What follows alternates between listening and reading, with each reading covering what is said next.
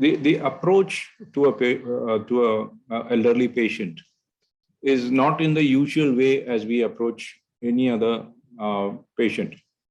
So we have a comprehensive geriatric assessment which is done, because as you age, you know that all the systems in your body also along the timeline, they undergo changes.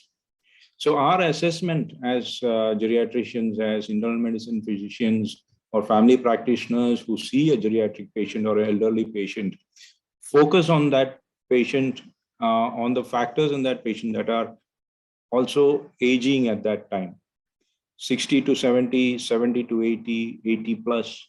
So we sort of classify according to the age group which they fall into, young, old, mid old, old, like that. And then accordingly, we are having a broader perspective, because all these patients usually or may have multiple comorbidities. So the same patient may have hypertension or diabetes or dyslipidemia or cardiac diseases, neurological diseases, dementias, urinary problems, prostate problems, surgical issues, gastrointestinal issues. So it's a broad spectrum. So to put it in a simple way, the geriatrician, focuses on the patient first. So he is there in the center. The patient is in the center. He is there in the center with the patient, and all the specialities are all around.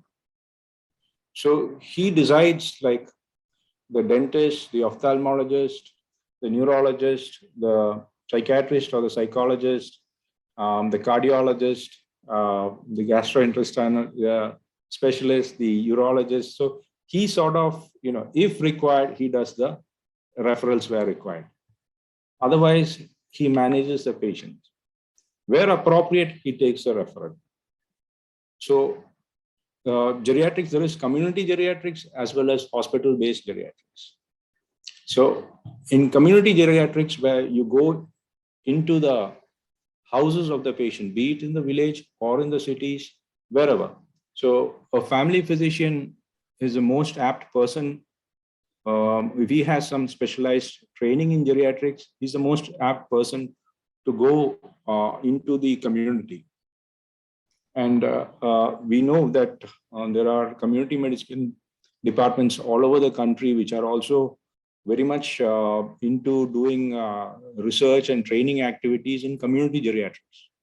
This is also very important, because many of the patients do not come to the hospital unless they are brought to the hospital.